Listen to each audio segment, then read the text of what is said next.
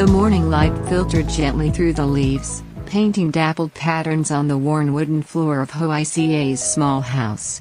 It had been more than a week since she last stood in this familiar space, a stretch of time that felt both fleeting and interminable. The city, with its relentless pace and demanding routine, had pulled her away, yet her heart remained tethered to the tranquil rhythms of this rural home.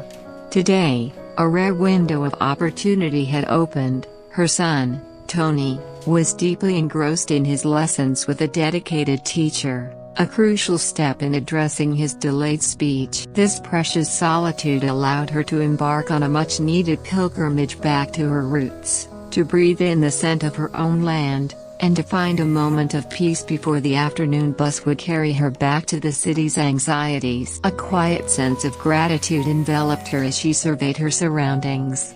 She remembered the wellspring of encouragement and support that had sustained her through recent trials, a silent strength drawn from the kindness of others. It was a poignant reminder that even in her solitude, she was never truly alone. The small tangerine tree in the yard, a silent witness to countless seasons, now hung heavy with fruit, a vibrant tapestry of orange against the dark green leaves. The golden hue of the ripe tangerine signaled a bountiful harvest, a testament to nature's enduring generosity. She reached out, plucked one, its skin cool and smooth beneath her fingertips. The first bite burst with a sweetness that momentarily banished her worries, a taste of home, of simple joys. The juice, abundant and refreshing, cascaded down her throat, a small luxury she rarely afforded herself amidst the daily grind. As she savored the fruit, her gaze drifted toward her mother's house nearby. An unusual stillness hung in the air, the usual sounds of bustling activity were absent. Her mother was likely out, perhaps at the market, selling the fruits of her labor, or tending to the distant fields. Hoaica felt a pang of longing, a quiet ache to share this moment of reprieve with the woman who had always been her anchor. She considered going to the market, navigating the crowded stalls, just to catch a glimpse of her mother, to ask if she had seen Hung, if there was any news from the city. Yet, the thought of the journey, the briefness of her own stay, made her hesitate. She decided to enjoy the quiet of her own home first, to reconnect with the land. Near the house, a small patch of sweet potatoes thrived, their broad leaves promising a hearty yield. The tubers, Hoaica observed, were unusually large, a sign of her mother's diligent care and intuitive understanding of the soil. Her mother possessed a unique connection to the earth, coaxing life and sustenance from it with an effortless grace that Hoaica admired deeply. It was a traditional way of life, one passed down through generations, rooted in hard work, resilience, and a profound respect for nature's cycles. The practice of rotating crops, enriching the soil with organic matter, and understanding the subtle cues of the seasons were not just techniques but an intrinsic part of their cultural identity, reflecting a deep-seated value for self-sufficiency and communal well-being. Still, the absence of her mother lingered, a minor disquiet in her heart. Hoaica pulled out her phone, the familiar device feeling heavy in her hand, a portal to a world often distant from this peaceful village. She tried calling, the familiar ringtone echoing in the empty air, then the automated message, "Please leave a message after the beep. The subscriber you just called is currently unavailable." Her mother's phone was off. A flicker of concern sparked within her. Where could she be? Had she returned home and simply forgotten to charge it? Or was she somewhere beyond the reach of signal towers, immersed in her work, oblivious to the outside world? Hoaica pondered the unexpected silence, recalling how often her mother would turn off her phone during busy periods, a deliberate disconnection from the modern world to fully embrace the demands of the land. Her thoughts then drifted to Tony. A profound ache settled in her chest. Tony, her precious son, now over 2 years old, yet still struggling to string together words. The silence that often accompanied him was a constant source of worry, a heavy weight on her heart. It was a journey of patience and profound love, navigating a path less trodden, seeking answers and solutions. The decision to enroll him in a specialized program, to place him under the care of a teacher in the city, had been agonizing. It represented a significant sacrifice, a disruption of their daily life, but one she believed was essential for his future. As the day progressed, the small vegetable plants in her garden seemed to have sprung to life, vibrant and green. Even in her brief absence, nature continued its relentless growth, a comforting thought. The tomato plants, heavy with ripening fruit, had begun to sag under their own weight, a gentle reminder of the tasks awaiting her. Her daughter had mentioned she might be home today, a fleeting thought that brought a smile to Hoaica's lips. She cherished these moments of connection, however brief, with her child, another source of her unwavering strength. With a certificate in hand, a document related to her recent travels, Hoaica decided to head back inside, anticipating her daughter's arrival. To her pleasant surprise, Hoaica was indeed home, already tending to the garden, a picture of quiet diligence. "Hoaica, oh brother, what are you doing?" she greeted, a hint of surprise in her voice. Hoaica looked up, her hands dusted with soil, a gentle smile grazing her lips. "I'm weeding some vegetables," she replied, her voice soft and melodious. "Aren't you supposed to be at work today? Why are you here?" she asked, her curiosity piqued by his unexpected presence. He explained, his tone a mixture of weariness and urgency. "I just delivered a shipment, and then I came straight here. Last night, I called Cho Hung and heard him talking. I wanted to come here to ask you how everything was." A shadow crossed his face, a silent acknowledgement of the weighty matter that had brought him. "Yes, please come in, sit at the table," Hoaica invited, her movements graceful as she gestured towards the simple wooden table. As they settled, Hoaica poured them some water, the cool liquid a welcome respite from the afternoon heat. "So, yesterday you called on Hung. What did he talk to you about that made you come all this way to ask me?" she inquired, her gaze steady, sensing the underlying tension. He explained, "Yesterday I tried calling on Hung, but the subscriber couldn't be reached." Hoaica nodded, a knowing look in her eyes.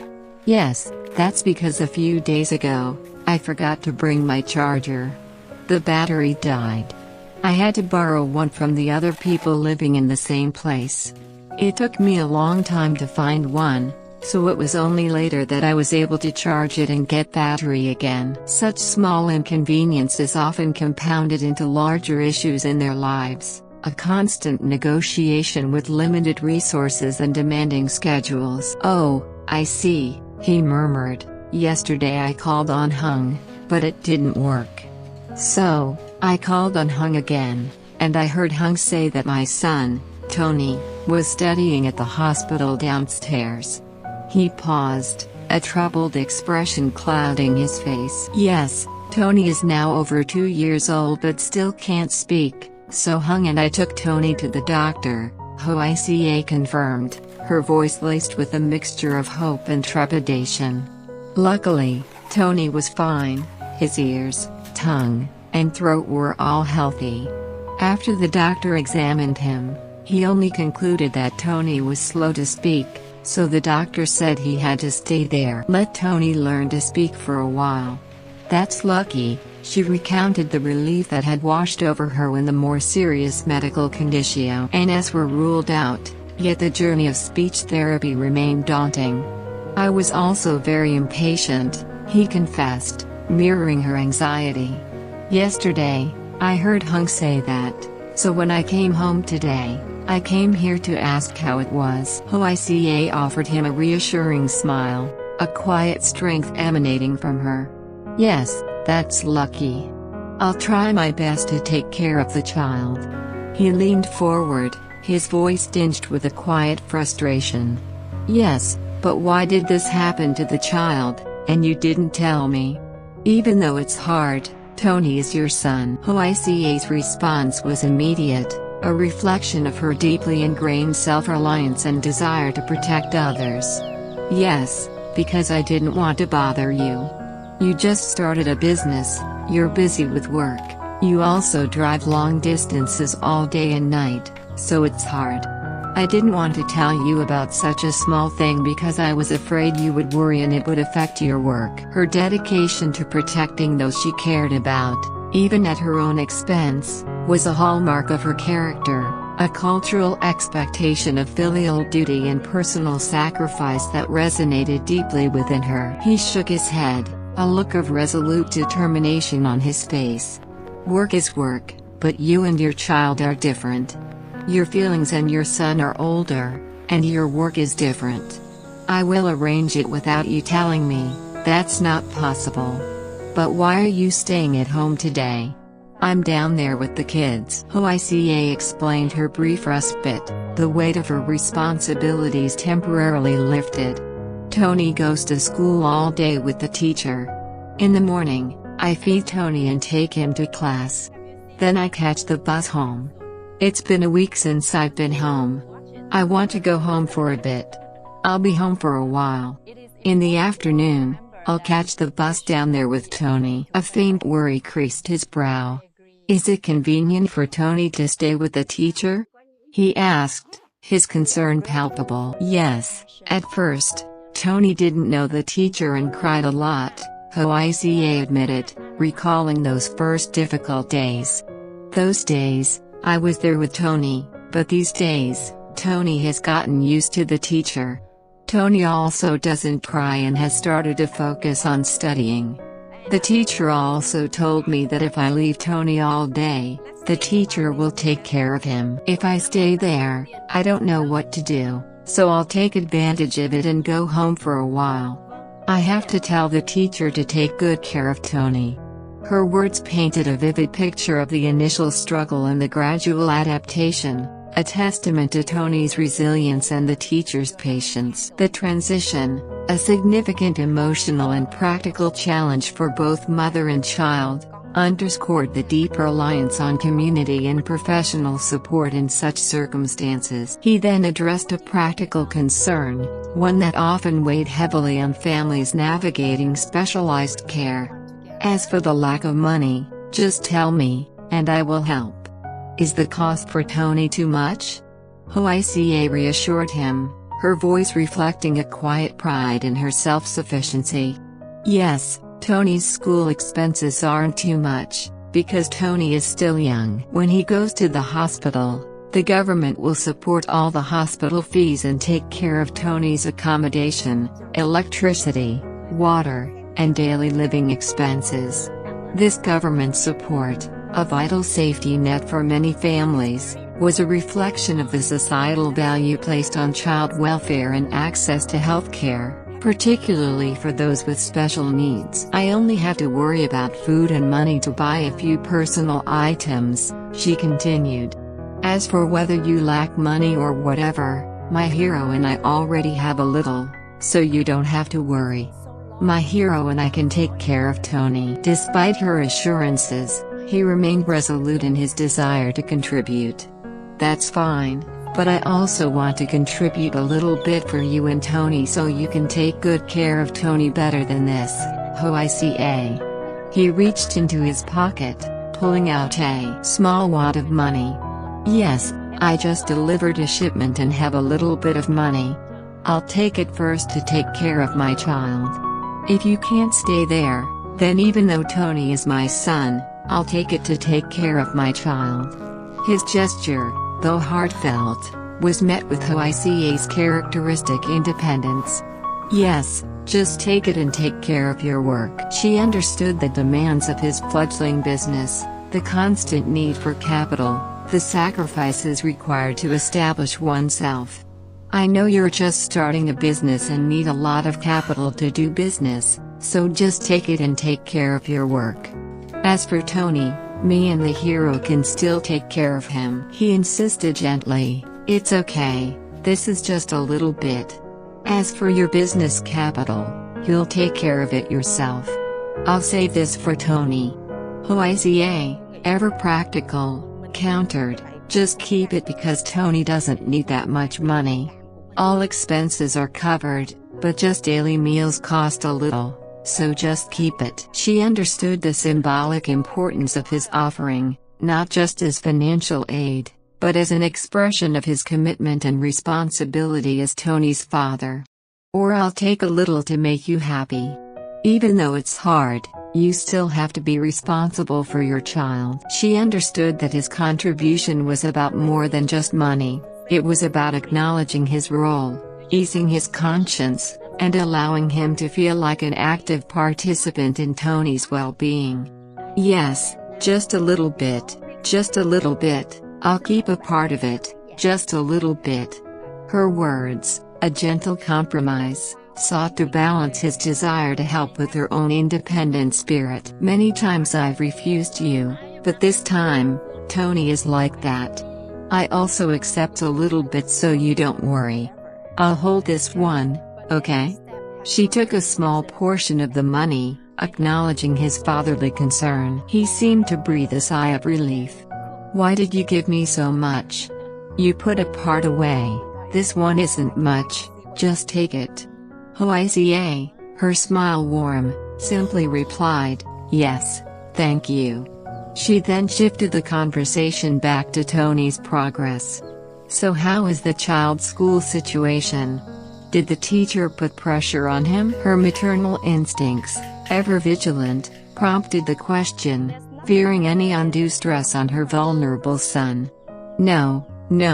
At first, Tony wasn't used to the teacher, so he cried, but the teacher didn't put any pressure on Tony because the teacher also knows that children's psychology is not familiar at first and doesn't understand anything. He recounted the teacher's gentle approach, a pedagogy rooted in understanding the unique developmental needs of children, particularly those with speech delays.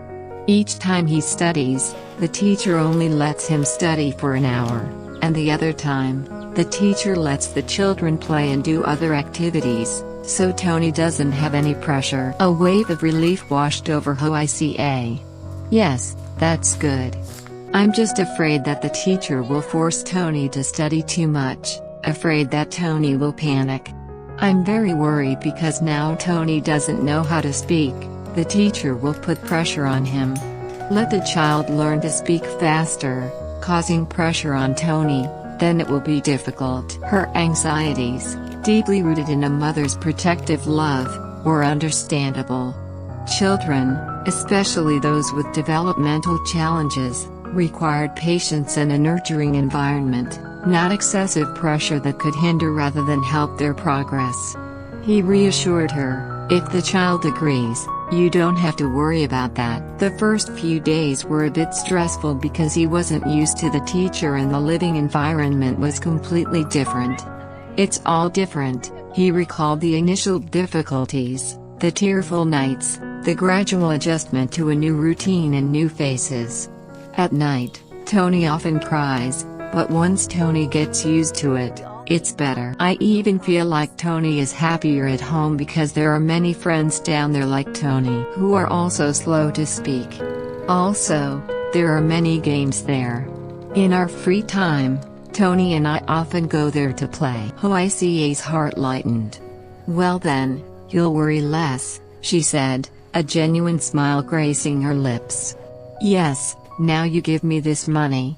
I plan to let Tony go to extra classes in a few days because I think that studying 1 hour in class with the teacher probably won't help Tony learn quickly. I will reduce the time during the day with the teacher, and at night I will take Tony to the teacher's house to study for an extra hour or two so that Tony can learn to speak quickly. His proactive approach, though well-intentioned, raised a point of gentle disagreement from Hoai, reflecting a common dilemma faced by parents, the balance between pushing for progress and allowing a child to develop at their own pace. I think we should take it slow because Tony is still young, we can't force him to study that much. Take it slow and let him learn gradually later. But my child just signed up for speaking lessons, and now he goes to extra classes like that. Tony will probably be under pressure. It's okay for a long time, we shouldn't force him to study so much. Letting him study that much doesn't necessarily mean good results. Hoai, ever the pragmatist, offered a thoughtful alternative. And when you want to go home to take care of the house, let me know a day or two in advance so I can arrange my work, and I'll come down to be with him for a few days. I'll take care of Tony. I'm sure Tony knows you already. This offer of shared responsibility, born out of mutual respect and understanding, highlighted the strength of their partnership despite their personal struggles. It's probably okay, but as for finances, if you and Hung are lacking, you can tell me, I'll help. If I can help, I'll help. Don't be shy. Their conversation was abruptly interrupted by the familiar rumble of an approaching vehicle. Whose car is this? It's like yours, she remarked, a curious note in her voice. The police are back all the time. Oh, yes, the police are back all the time. If anything happens, you have to call me, he said, standing to leave. Yes, hello everyone. Just then, her mother emerged, a sturdy figure silhouetted against the setting sun, carrying a heavy basket. Hoai rushed to her, a mix of relief and concern on her face. Mom, where did you go to work? Where did you go? Her mother, slightly breathless, replied, I went to harvest some potatoes. Mom doesn't know what to do anymore. Staying home is boring. Mom, go harvest some potatoes to sell at the market. There was a quiet strength in her mother's words, a deep-seated work ethic that defined her generation. Even in old age, idleness was an alien concept. Mom, come in and rest, Hoai urged, reaching out to help with the basket. You can grow a lot of potatoes, but you don't get much. Taking a lot is heavy, so I don't dare to take a lot. Her mother's practical wisdom, born from years of toil, reminded Hoai of the careful balance between effort and reward, especially for an aging body. Yes, that's right, Mom. Mom, you're old, so you only work a little. Hoai picked up a potato, admiring its size and beauty. Where did you get these potatoes? They're so big and beautiful. Her mother chuckled, a warm, familiar sound. Oh, my neighbor planted grapefruit and then left the land. Mom, I don't feel sorry for him. I borrowed them to plant more in there. I fertilized them with chicken dung and other things. But they're good, baby. The ingenious resourcefulness of her mother, utilizing neglected land and organic fertilizers, was a testament to the traditional agricultural practices that minimized waste and maximized yield, sustaining families for generations. Yes, I don't know. Last time, I also went to harvest from a local's house, but the potatoes weren't that big, they were just a few. Hoai remembered, drawing a comparison to her mother's superior produce. Her mother's eyes then fell upon the man standing nearby. Why did you come back? Tony. How are you? Her tone was a blend of surprise and mild exasperation, reflecting the complexity of their family dynamics. Hoai quickly explained, yes, I also called Mom because now Tony is with the teacher all day. I took the opportunity to go home for a bit and then come down in the afternoon to see Tony. Mom. It's been more than a week since I've been gone. I'm also impatient. I want to go home to visit Mom and visit home for a bit and then come down. Her mother, ever practical, offered a solution. I don't have to worry. At Mom's house, I'll take care of the house. Mom, just stay there and look after Tony. Why is it so hard to go back and forth? The suggestion was rooted in her mother's desire to ease Hoai's burden, a deep-seated cultural value of intergenerational support, particularly in caring for children. Hoai gently demurred, understanding her mother's unspoken need for activity and purpose. Yes, I'm just worried that Mom works too much and then goes back and forth. Mom, you know. Mom, when she's healthy, she comes home sometimes. It's boring to be alone here. I don't know what to do." Her mother's desire to remain active, to feel useful and connected to her home, was deeply respected by Lyhoaica, a recognition of the elderly's need for purpose beyond just being cared for. "Oh, so you'll take me home," her mother then concluded, misinterpreting the earlier conversation. Lyhoaica quickly corrected her. "Yes, no. Yesterday I heard that Tony went to the city to study, so today I came down here to ask." He then stepped forward, addressing Lyhoaica's mother with a respectful formality. "Yes, as a father, I have a responsibility to hear the news, and I have to come visit, but today Tony didn't come home. Luckily, I got to see him all the time." Lyhoaica came back normally. "I was the only one at home." Lyhoaica's mother, her expression softening, turned to him. "Yes, yesterday I called Hung. Hung told me that Lyhoaica asked you to come here to take care of the house and farm." He nodded. "Hey, the police always brought me here. She works far away and rarely comes home. Hung also goes on business trips. The two of us stay here to help each other. Now Tony has to go to school." He said, "I'm here, I'll take care of the house and help the children." This shared responsibility, often extending beyond immediate family, was a cornerstone of community life in rural Vietnam, a network of mutual aid and support that ensured no one faced hardships alone. "Yes, that's great, thank you, Uncle. Luckily, you're here. Otherwise, there's no one to take care of the house and these chickens. Let me help as much as I can.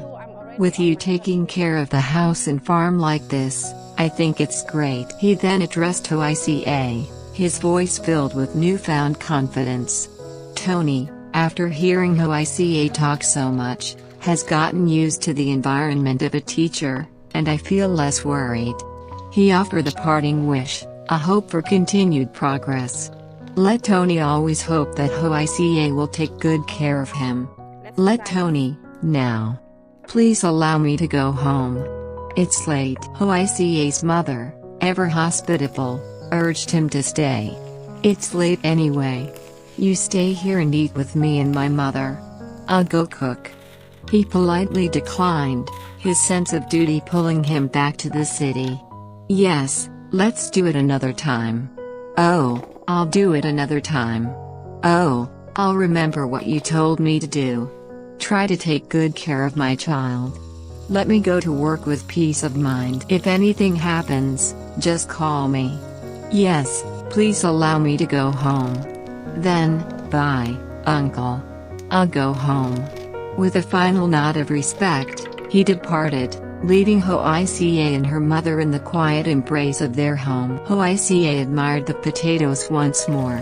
"Yes, this potato is so beautiful. Yes, it's probably suitable for chicken manure." Her mother, already bustling towards the kitchen, urged her to rest. "It's late now. Are you tired from the car ride home? Go rest so I can cook rice." Lyhoaica smiled, the warmth of her mother's care a soothing balm. "Let me eat, I won't be tired, Mom. You don't have to cook rice, Mom. Potatoes are so delicious. Or should we make French fries for lunch today?" Her mother's eyes lit up. "If you like to eat, then let me make French fries for you." She then asked about the journey, a common concern for travelers in rural areas. "Do you get car sick?" Lyhoaica shook her head. "Yes, luckily, I don't get car sick, and last time I got lost, I went once already and didn't get car sick. Lucky, if I get car sick, it's very tiring, baby. This potato is big, right, Mom?" Her mother beamed with pride. "Yes, the other day I made potato cake with small potatoes. That day Mom's potatoes weren't harvested yet." The mention of the small potatoes brought a nostalgic smile to Lyhoaica's face, a memory of simpler times. Her mother then brought up the matter of her departure. "So, can I go home for a long time?" Lyhoaica's heart sank a little at the thought of leaving so soon.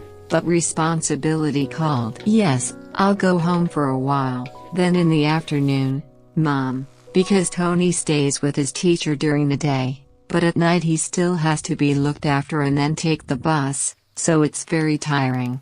She voiced the physical and emotional toll of the constant commute, the delicate balance between work, caregiving, and her own need for rest. Next time like that, I don't have to go home anymore. Going back so far is very tiring, but I've been away for a week, so I miss home. I want to go home to visit a bit, and also this weekend I have 2 days off to let Tony go home to play with Grandma so he won't be sad. The thought of Tony spending time with his grandmother, in the comforting embrace of family, brought a glimmer of joy to Hoaica's eyes. It was a vital connection, nourishing both child and elder, strengthening the bonds of kinship. And also, I want to let Tony go home for the weekend to relax, Mom. They're all the same friends like Tony. Sometimes they fight over things. If we don't pay attention to each other's play, it often happens. We fight a lot, Mom. Let Tony go home to relax a little. Hoaica's words revealed the subtle anxieties of her son's social development, the challenges of navigating childhood interactions, particularly for a child with speech delay. Her mother, ever empathetic, responded, "If you have 2 days off on the weekend, then you should go home. If you have 1 day off, then that's okay, my child. Tony is still young. I've only been home for 1 day, and I'm afraid Tony will get tired. I'm tired too."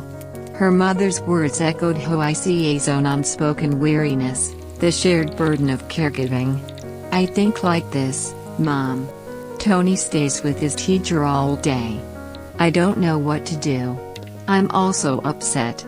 The quiet despair in Hoaica's voice was palpable, a reflection of the deep emotional toll of her son's condition. "And since we're here, there's a bus that comes in the morning and leaves in the evening. I also want to go home to do some work, but I don't know if I should go home or not. If I have 2 days off, then I'll go home. If I have 1 day off, then that's okay, my child. The main thing is to worry. Let Tony go first. I don't do it now, I'll do it later." Her mother, sensing Hoaica's inner turmoil, offered a comforting reassurance. "At home, Mom will take care of everything. Don't worry." "Yes, Tai, let Mom light the fire, okay, Mom?" The rhythmic crackle of the fire soon filled the kitchen, a comforting sound of home and hearth. Hoaica, though physically tired, found renewed energy in helping her mother. "Mom, can Mom help you stick it up? I'll go see the vegetable garden for a bit. And that vegetable bed, Mom, I'll pull it out for you." Her mother, grateful for the help, agreed. "Yes, Mom, at home, I don't see anything to do. I see that the grass is so good, and the vegetables have all been eaten, so Mom will pull it out so you can go home. Plant whatever vegetables you want." The shared labor, the simple act of tending to the earth, was a profound bonding experience, a silent language of love and mutual respect. "Yes, there's still that bed of cabbage that I haven't pulled out yet. Yes, let me go check it out. Next time, I won't have to help you. Mom, just stay home and rest. When I get home, I'll take advantage of it and do a little bit." Her mother, however, insisted on staying active. "Mom, you can do these things. Mom, do them so your legs won't be bored. Just sitting at home all the time makes me bored." Her words, though seemingly simple, spoke volumes about the traditional values that emphasize continuous engagement and contribution, even in old age. "Mom, can you help me with anything? Mom, I'm afraid I'm old and will have back pain and get sick. It's hard. It's okay, don't worry. Give it to Mom." Her mother dismissed Hoaica's concerns with a wave of her hand, her resilience shining through. She then proudly displayed a radish she had harvested. "The radish has started to have roots, it looks really beautiful, My child, wash your hands and eat it. It's cooked. Yes, it's really delicious, eat it. The simple meal, prepared with love and care, was a feast for the senses. It's very fragrant and delicious, Mom. Eat it. It's really delicious, Mom. It's my forte. Lyhoaica savored the taste, a wave of nostalgia washing over her. When I was little, I also often ate potatoes, but I didn't have oil or sugar to fry them like this. I just took the potatoes home and rolled them in the kitchen to grill and eat. Her mother smiled, a faraway look in her eyes. Before, Mom was the same. Mom and I also put them in a bamboo tube, burned it first. There was no pot to boil it. These shared memories of hardship and simple joys, forged in a bygone era, strengthened the unbreakable bond between mother and daughter. Eat it. After you eat, you'll probably leave right away. Her mother's voice held the touch of sadness, the fleeting nature of Lyhoaica's visit a constant reminder of their geographic distance. Mom, I'll only come home to visit my family and Mom for a while, then you'll leave again. What time does Tony get out of school? Lyhoaica replied, yes, 5 o'clock, Mom. Her mother urged her, yes, then you eat it so you can catch the bus. Let's go down in time. Yes, you have to go out early to catch the bus. There's only one trip, I can't go down there. Tony cried again. Eat, the bus won't wait for us. Eat it. Let's go up in time. The urgency in her mother's voice was palpable, a reflection of the challenges of public transportation in rural areas, where missed buses meant significant delays and added stress. The hero also told me the other day that it was the weekend. I don't know if he's coming home or not, I don't know either. That day he came home, he was in a hurry to go to the market, and he left right away, so I didn't have time to ask. Yes, I'll call him tonight to see how he is. Take it slow, honey, so he's still working. You two stay there, try your best. The conversation flowed, a comforting rhythm of family updates and shared concerns. Yes, but Mom, what time is it now? You two kept talking, it's almost time for the bus to leave. Go eat first so we can catch the bus. Yes, Mom, go eat. I'll go in and get some things and then I'll go. Are you ready to go? Yes, I'm done. Then go now or we'll be late. Go, try your best.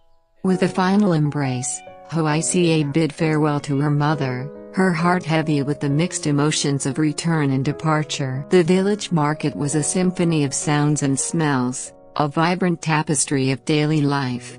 Vendors called out their wares, the air filled with the aroma of fresh produce, spices, and the distant hint of cooked food. Amidst the bustling crowd, Lyhoaica's mother, a familiar figure in her simple clothes, was selling her potatoes. Buy some potatoes. Let me go, kid, buy potatoes. Don't let me go, kid. Let me go, buy potatoes. Let me go, sister. 10,000 for a kilo. How many kilos do you want?